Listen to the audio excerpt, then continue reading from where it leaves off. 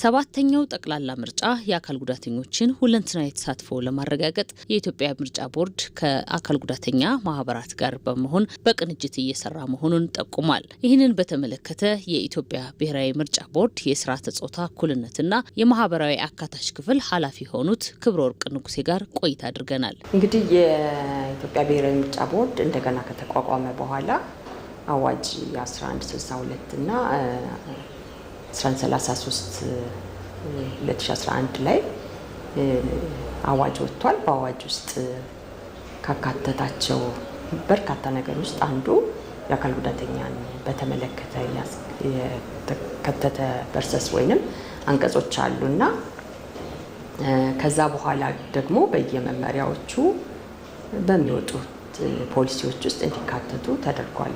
በተለይ መመሪያ ላይ ብዙዎቹ ላይ የምርጫ ጣቢያን በተመለከተ የወጡ መመሪያዎች ላይ እነሱን ላይ ተካቷል። ስለዚህ አዋጁ ፕሮግሬሲቭ ነው የሚባለው በተለይ በአካታችነት። ይህ የሆነበት ምክንያት ደግሞ ምንድነው? የአካል ጉዳተኞች ማህበራት ኢንጌጅመንት በጣም ኃይለኛ ነበረ በአዋጁ ላይ እና እነሱ የሰጡት አስተያየት ሌሎቹም አካል የሰጡት አስተያየት ኮንሲደር ያደረገ አዋጅ ነው እና እንደውም ብዙዎቹ ተራማጅ አዋጅ ነው ይሉታል። እንደውም ከሀገሪቱ ካለው ፖሊሲ እና ስትራቴጂዎች ከመውጣታቸው በፊት ቀድሞ የወጣ ፕሮግሬሲቭ አዋጅ ነው ብለው ሲሉ ሰምቻለሁ ብዙ የህግ ባለሙያዎች እና በአዋጅ ጉዳይ ላይ ብዙ ያን ያህል ክፍተት የለውም። አዋጁ ላይ በደንብ ተቀምጧል።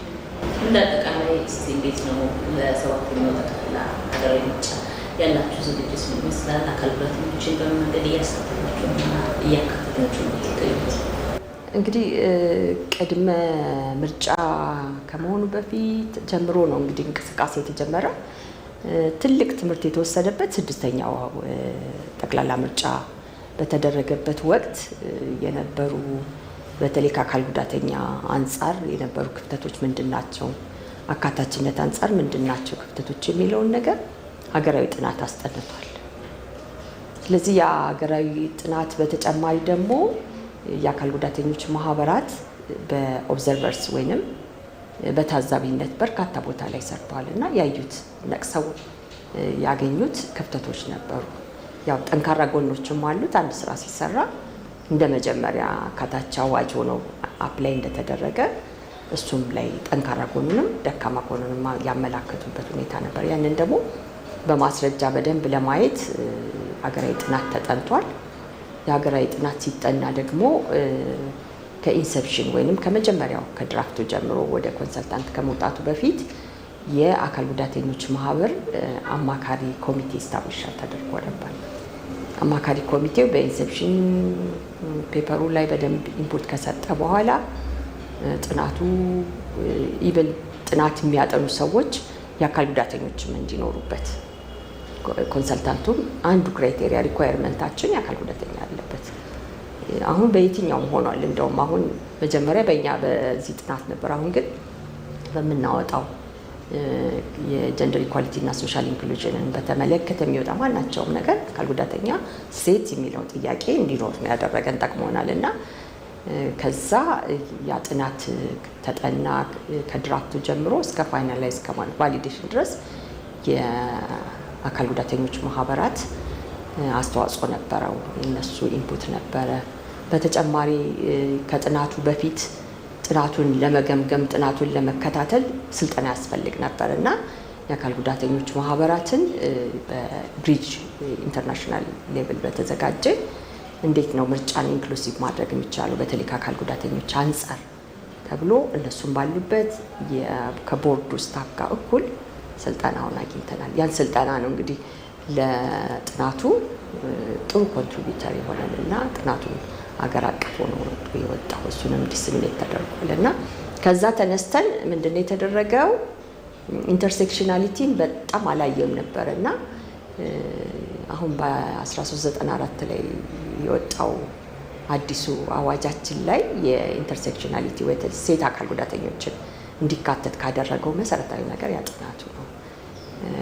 ከዛ በኋላ ጥናቱም ከተጠና በኋላ የህግ ክፍተቶችንም ፖለቲካል ፓርቲ አካል ጉዳተኞች ዊንግ ክንፍ ይባላል። በእነሱ በደንብ ኤልዳ በሚባለው ድርጅት ጋር ከሌሎችም ከሚመለከታቸው የአካል ጉዳተኞች ማህበራት ጋር በመሆን የህግ ክፍተቱንም አውጥተው ለቦርዱ ሰጥተዋልና ቦርዱ የህግ ክፍተት አለ የተባለውን ነገር እንዲካተት በአዋጁ በአዲሱ አዋጅ እንዲካተት አድርጎ አስቀምጧልና አዋጁ ከተሻሻለበት አንዱ የአካል ጉዳተኞችን ኢሹ አድሬስ ለማድረግ ተብሎ ነው የተካተተውና እንደተባለው የድጋፍ ማሰባሰብ ላይ ዝቅተኛ ቁጥር እንዲያስፈርሙ የማድረግ ስራዎችን ተሰርቷል። እንግዲህ እነዚህ ናቸው። ከዛ ውጭ አዋጅ ውስጥ በርካታ አንቀጾች ናቸው ያሉት። ለምሳሌ ምርጫ ጣቢያ ሲቋቋም እነሱን ታሳቢ ያደረገ መሆን አለበት፣ እነሱንና ሌሎችም ግምት ውስጥ የገባ መሆን አለበት ይላልና ምርጫ ጣቢያዎች እንዲፈተሹ የማድረግ ስራዎች ተሰርቷልና ቦርዱ አንደኛ የመጀመሪያ ከጥናቱ በኋላ የሰራው ስራ አንደኛ አዋጁ ነው። አዋጁ እንዳልኩሽ የተወሰነ ጀስቲፋይ ሲያደርግ ራሱ ራሽናሊቲውን ያስቀመጠው አካል ጉዳተኞችን ለማካተት ተብሎ አካታችነትን ለማጠናከር ተብሎ ነው የተቀመጠው አዋጁ ራሱ። ከዛ ውጭ እንትን ላይ 1162 ላይ ሁሉን አቀፍ ነው የሚለው። ሁሉን አቀፍ ሲል አካታችነት ማለት ነው። ሁሉን ማቀፍ አለበት፣ ሁሉም ዜጋ በዚህ ውስጥ መታቀፍ አለበት የሚል ነገሮችን ነው ያነሳና ከዛ ተግባራዊ እንቅስቃሴ ተጀመረ። ተግባራዊ እንቅስቃሴ የፖሊንግ ስቴሽን በተለይ ስታብሊሽ ሲደረግ ሲቋቋም መጀመሪያ ሪከርድ መደረግ ስላለበት ጂአይኤስ በሚባል የፕሮግራም ነው የተካተተው እና እያንዳንዱ የቲም ተዋቅሮ በየሚቋቋምበት ቦታ ላይ አክሰሲቢሊቲ ቼክሊስት ተሰርቶ አክሰሲቢሊቲን በተመለከተ እያዩ እንዲቋቋም ተደረገ። እንግዲህ የእኛን ሀገር ቶፖግራፊ የምናውቀው ነው። በጣም አንዳንዴ አስቸጋሪ ነገሮች ሊፈጠሩ ይችላሉ ከርቀትም ከምንም አንጻር፣ ግን ቢያንስ ከተማ ያሉትን አክሰሲብል የማድረግ ስራዎችን መሰራት አለበት የሚለው ቁርጠኛ እርምጃ ተወሰደና እንዳልኩሽ ኤክስ ዋይ ኮኦርዲኔሽን በሚል ውስጥ ኦልሬዲ ሪካርድ ተደረገ። እሱ ከተደረገ በኋላ ለህዝብ ይፋ ተደረገ። ይሄ ይፋ የተደረገው እኔ ያገባኛል የሚል አካል ይሄ ነገር አክሰሲብል አይደለም ብሎ እንዲናገር ነው እድል የተፈጠረው። ስለዚህ የፖሊንግ ስቴሽኖች ከታወቁ በኋላ የቱ ጋ ነው ክፍተት ያለው የሚለው ልክ ሪፖርት ሲደረግ ወዲያው ነው እርማት የሚወሰደው። ለምሳሌ ሰሞኑን ኦብዘርቨርስ ላይ አሉ። አሁን በርካታ አካል ጉዳተኞች ማህበር ታዛቢዎች ጋር ተመዝግበዋል እና ሰርቲፋይድ ሆነዋል። እንደውም አንዳንዶቹ ሳይሰሙ ቀርተው ዘግይተው በልዩ ሁኔታ ታይቶላቸው እንደገና የገቡበት ጊዜው አልፎ ምናምን ካለቀ ከተዘጋ በኋላ አካል ጉዳተኞች ናቸው ከተባለ በኋላ እንደገና እነሱ ከሆነ መግባት አለባቸው፣ ምክንያቱም እነሱ ማጠናከር አለብን ብለን የገቡበት ሁኔታ አለ እና አዲስ አበባን ሲዞሩ ያዩትን ይልኩልኝ ነበረ በዋትሳፕ እዚህ ቦታ ወይዘሮ ክብረወርቅ እንዲህ አይነት ክፍተት አለ፣ እዚህ ወዲያውኑ ነው እርምጃ የሚወስዱት የነበሩት። የኛ ኦፕሬሽን ክፍል የሚባል አለ። እሱን በተመለከተ ፖሊንግ ስቴሽንን በተመለከተ የሚመለከተው አካል ወዲያው ሪፖርት ይደረጋል፣ ወዲያው ለመስተዳድሩ ይነገራል፣ መስተዳድሩ ለማስተካከል ይሞክራል። እንግዲህ ምርጫ ቦርድ የራሱ ቦታ የራሱ ኦፊስ የለውም። ይህንን የሚያዘጋጀው ወረዳ አካባቢ ወይ ቀበሌ ከሆነ ቀበሌ አካባቢ ያሉ ሰዎች ናቸው የሚያዘጋጁና ይህንን አዌር እንዲሆኑ አድርጓቸዋል። እኛም በቡድን ወተን ነበረ ወደ 100 ጣቢያዎችን አዲስ አበባ ላይ ቼክ አድርገናል እና ወዲያውኑ ነው እርምጃ እንዲወሰድ ያደረግነው። ፎቅ ላይ የነበረው ታች እንዲወርድ አክሰሰብል ደረጃዎች ያሉት ራምፕ እንዲደረግበት ወይንም ደግሞ ኦልተርኔቲቭሊ እዛው አካባቢ ሌላ ቦታ እንዲዘጋጅ እንደነዚህ አይነት ሽንት ቤቶች፣ ሌሎች አክሰሰብል ያልሆኑ ነገሮች እንዲስተካከሉ የማድረግ ስራዎችን ለመስራት ተሞክሯል እና በዚህ መልኩ አንድ አክሰሰብል እንዲሆን የፖሊንግ ስቴሽን ለማድረግ ሞክረናል። የአካል ጉዳተኞችን ሁለንተናዊ ተሳትፎና ተጠቃሚነት ለማረጋገጥ ውሳኔ ሰጭነት በሚጠይቅ አበይት ሀገራዊ አጀንዳዎች ላይ በቀጥታ ማስተላለፍ እንደሚገባ ብሔራዊ ምርጫ ቦርድ ጠቅሷል። በምርጫው የሚተገበሩ የቴክኖሎጂ ውጤቶች አካል ጉዳተኞችን ከግምት ያስገቡ እንደሚሆኑና ተጠቃሚነታቸውን የሚያረጋግጡ መደረግ እንዳለበት የምርጫ ቦርድ ጠቅሷል። ቴክኖሎጂ ላይ በጣም ትልቅ ኢንጌጅመንት ነበረ። በሚገርም ሁኔታ ትኩረት ሰጥቶ ነበር ቦርዱ ሲሰራ የነበርና የእኛም ቀስቀሳ አልነበረም። እውነት ውስጥ ስላለን ውስጥ ስላለን ያው ፓርት ነን፣ አካል ነን ቦርዱ። ግን ቦርዱ እንደ መሪ ቁርጠኛ ሆኖ ነበረ። በተለይ በቦርድ አመራር ላይ ያሉት ሰዎች ቁርጠኛ ነበሩና ኢንጌጅመንታቸውን ይፈልጉ ነበርና ለብቻ በተለይ ለዓይነ ስውራን አክሰሰብል ነው ወይ የሚለውን ነገር በጣም ተጨንቀን ነበርና ኮሚቴ ተዋቅሮ ቴስት አድርገው የራሳቸውን ኢንፑት ሰጥተው ነው ቴክኖሎጂ ላይ አድ ያደረጉት እንግዲህ እና ለነሱ የሚመች ሶፍትዌር ተስተካክሎ የነሱ ሰዎች ኢንፑት እየሰጡበት በተደጋጋሚ እንዲያው ኮሚቴ ተዋቅሮ ተደርጓል። ከዛ ውጪ እንግዲህ አዋጃችን ላይ በምዝገባም ጊዜ በምርጫ ቀንም ቅድሚያ መሰጠት የሚባል ነገር አለ እና መስማት የተሳናቸው ያነሱት አንድ ሀሳብ ነበረ። እነሱ ፊዚካሊ አይተሽ መለየታቸው እና ብዙ ጊዜ የሆነ ነገር ሲሆን ቅድሚያ አይሰጣቸውም። ሳምቲንግ ሀፕን ቢሆን ወይ የሆነ ነገር ቢሆን እንኳን መሸሽ የምንችልበት ምንም ነገር የለንም፣ የምናውቀው ነገር የለም እና ግን ቅድሚያ እየተሰጠን አይደለም የሚል ነገር አንስተው ነበርና ለነሱ መልስ እንዲሆን ተብሎ ስቲከር ተዘጋጅቷል። አሁን እርግጠኛ አይደለሁም ግን 3 አይነት ከለሮች ተዘጋጅተዋል። ለዓይነ ስውራን፣ መስማት ለተሳናቸውና ለሌሎች በሚል ተዘጋጅቷል። ስለዚህ ሄደው ሲመዘገቡ በእንትንም በቴክኖሎጂንም ተጠቅመው ሲመዘገቡ ያመጣላቸዋል። ዳታውም እዛው ላይ ያሳያል። አካል ጉዳተኛ ነሽ አይደለሽም፣ ምን አይነት አካል ጉዳተኛ ነሽ የሚል ሁሉ አለው። እሱ ሁሉ ተካቷል በዛ ውስጥና እሱ ላይ ከለር አላቸው። ስለዚህ ከለሩን በማሳየት ማንኛውም ሰው ቅድሚያ እንዲሰጣቸው ማድረግ ስራዎችን አስቀድሞ ስራ ለመስራት ተሞክሯል። እንደ እጩ ከቀረቡት ውስጥ ማየት እንችላለን። ወደ አሁን እጩ ሆነው የግል እርግጠኛ አይደለሁም 1 ወይ 2 ነው ሊሆኑ የሚችሉት፣ ግን አጠቃላይ ወደ 260 እጩዎች ተመዝግበዋል። ይሄ ማለት ቀላል አይደለም። እንግዲህ እንትኖች ፓርቲዎቻቸው የወከሏቸው ፓርቲዎች እስከተመረጡ ድረስ እነሱ የመመረጥ እድላቸው ከፍ ይላል ብዬ አስባለሁ። ማህበረሰቡም ይህንን አይነት ለአካል ጉዳተኞች ያለውን አመለካከት ከጊዜ ወደ ጊዜ እየቀረፈ መጥቷል። እንደ ማንኛውም ሰው መስራት ይችላሉ፣ እንደ ማንኛውም ሰው ማገልገል ይችላሉ፣ ሀገርን መምራት ይችላሉ የሚለውን ነገር እያደገ ስለሚመጣ ምርጫው ላይ መሳተፋቸው ራሱ ትልቅ ምርታ ነው ብለን የምናስበው።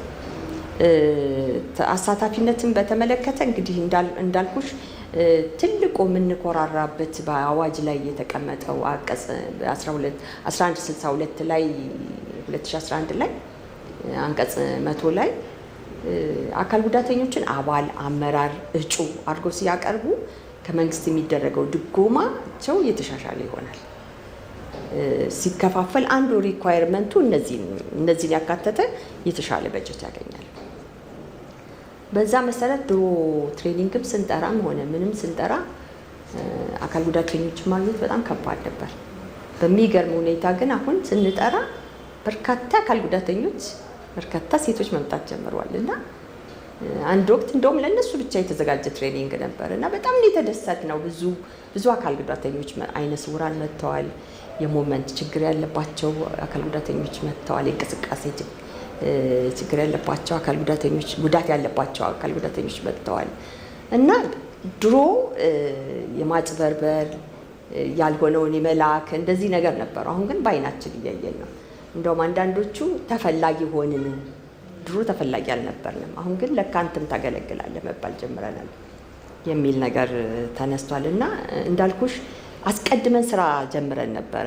ፖለቲካል ፓርቲዎች አካል ጉዳተኞችን ማሳተፍ፣ በአመራር ማብቃት፣ እነዚህን ስራዎች እንዲሰሩ በተከታታይ ዲቤት ሁሉ ኤክሰርሳይዝ ሲያደርጉ የአካል ጉዳተኞችን የሴቶችን ኢሹ ሁሉ እያነሱ እንዲነጋገሩ መነጋገሪያ እንዲሆን ነው። በዚህ መልኩ ብዙ ተሄዶበታል። እንዳልኩሽ አሁን ከዚህ በኋላ ያለው ውጤቱ ነው። ዞሮ ብዙ ተሰርቶ ውጤቱ ማየት ነው የሚቻለው። አሁን የመጀመሪያ ውጤታችን የሚሆን እጩ ሆኖ ማቅረብ ነው።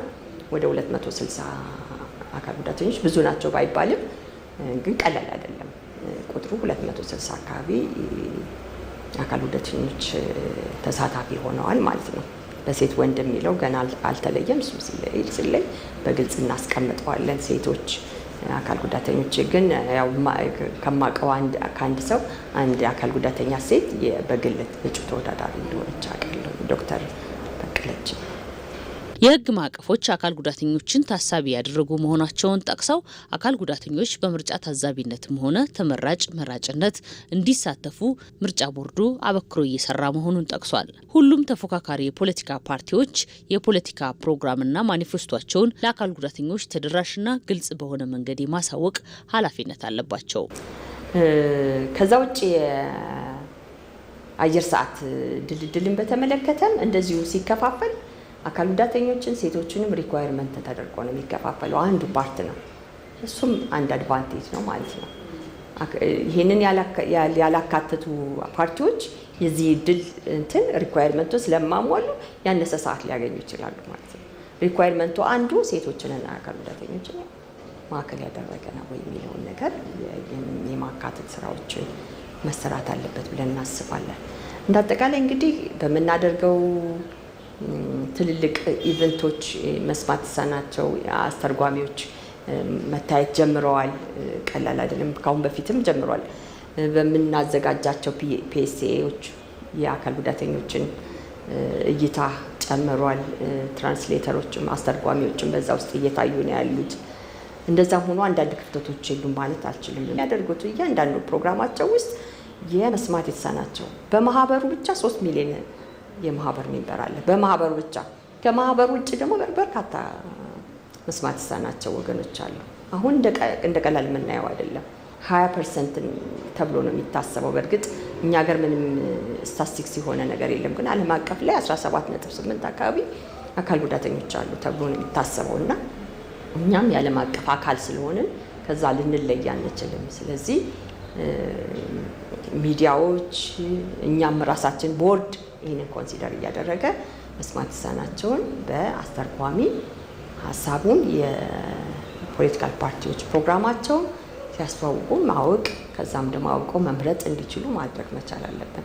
አንድም ሰው ወደ ኋላ እንዳይቀር አይደለም የምንለው፣ ሁሉም ሰው መምረጥ አለበት ነው የምንለው። 18 ዓመት የሞላው ብቁ የሆነ ሰው መምረጥ አለበት። እነሱም ደግሞ 18 ዓመት ከሞላቸው መምረጥ አለባቸው። ስለዚህ ሊለዩ ወይንም ልዩነት ሊፈጠርባቸው መድሎ ሊደረገባቸው አይገባም እና ይህንን ቦርዱ ለመስራት ጥረት እያደረገ ነው ያለው። የኛ ፕሮግራም ገና አልጀመረም። ዲቤቱ ሲጀምር ይህንን ያካትታል ብዬ አስባለሁ። እንደ ጀሲ ወይንም እንደ ስርዓተ ጾታና ማህበራዊ አካታችነቱ ነው ልነግርሽ የምችለው እና የምርጫ ቦርድ የ5 ዓመት ስትራቴጂ አውጥቷል። 5 ዓመት ስትራቴጂ ውስጥ እያንዳንዱ ፒላር ውስጥ የአካታችነት ጉዳይ የተካተተ ነው። ከዛ ውጭ ለስታፉ ለባለሙያው እንዳልኩሽ ከኢንተርናሽናል ደረጃ ላይ የሚገኝ አካታችነት የዲዛቢሊቲን በተመለከተ ማካተት በሚል ትልቅ ስልጠና ካፓሲቲ ቢልዲንግ ሰርቷል። እሱ ብቻ አይደለም። የተለያዩ የባለድርሻ አካላት አካል ጉዳተኞች ማህበራት ለቦርዱ ሰራተኞች ስልጠና ሰጥተዋል። እኛም ከኢንተርናሽናሉ በተጨማሪ 2-3 ጊዜ ስልጠና ሰርተናል። ስለዚህ ራሱን ማብቃት እና መተግበር ነው። እኛ ፎሎ አፕ ማድረግ ነው። እንደዚህ አይነት ክፍተቶች ከተገኙና አስቸጋሪ ነገር ከሆነ ለሚመለከተው አካል ቦርዱ አካል ይህን ውሳኔ ቁርጠኛም ስለሆኑ ስለማቅ በዚህ ጉዳይ ላይ ስለማይደራደሩ ስህተቶቹ ማስተካከል ይቻላል ብዬ አስባለሁ። ግን በኤምኦዩ ላይ ይህንን መካተት እንዳለበት እናስባለን። ይሄኛው መካተት አለበት። አሁን ገና ንግግር ላይ ስለሆነ ልክ ይሄኛው ሲፈጸም ይሄኛው እንደ አንድ ፖይንት እንዲካተት ማድረግ ይቻላል ብዬ አስባለሁ። አካል ጉዳተኞች ሕገ መንግስቱ የሰጣቸውን መብቶች ከሚያረጋግጡበት ሁነቶች መካከል አንዱ ምርጫ መሆኑ ይታወቃል። ምርጫ የዲሞክራሲ ስርዓትን ይበልጥ ለማጠናከርና ዜጎች ለቀጣዮቹ 5 ዓመታት የሚያገለግሉትን መሪዎች የሚመርጡበት ነው። በተቻለ መጠን XY ኮኦርዲኔሽን በሚባል ፕሮግራም ውስጥ እያንዳንዱ ቦታ ላይ እየተሄደ ያንን እየተነሳ ሪኳየርመንቱ የተሰጠው ቼክሊስት ትክክል ነው ወይ አይደለም የሚለውን እያዩ ነው ያስገቡት። እንደዛም ሆኖ ግን አሁንም ክፍተቶች ሊኖሩ ይችላሉ ብዬ አስባለሁ። ለዛ ነው ኦፊሻል የተደረገው እድል መስጠት ነው ማለት እዚህ ቦታ ላይ የምርጫ ጣቢያ አለ ከተባለ እዛ አካባቢ የሚመርጥ አካል ጉዳተኛ ካለ አይቶ ወዲያውኑ መናገር ይችላል። ይህን እድል ተሰጥቷል። በየትኛውም ጊዜ ኢንፎርሜሽን ከሰማን ያንን የማስተካከል ግዴታ አለን። እኛ ግን በምንችለው እንግዲህ በዚህ ውጥረት በዚህ ትልቅ ፕሮጀክት ነው ኢሌክሽን። በዚህ ውጥረት ግን የቦርዱ ሰብሳቢ ሳይቀር ነው ምርጫ ጣቢያ ሄደው የሚያዩት በዚህ ውጥረት እያሉ ማለት ነው።